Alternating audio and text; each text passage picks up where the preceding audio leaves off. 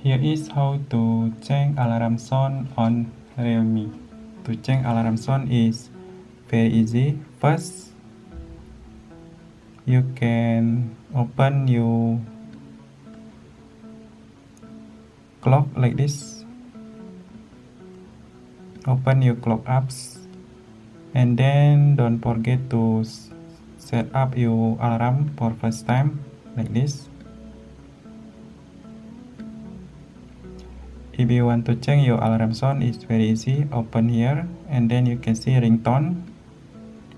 Next, you can change from Spotify or from this device or system ringtone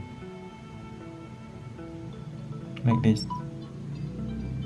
If you want change from use gallery or file manager, tap here, and then you can tap this MP3 or recording sound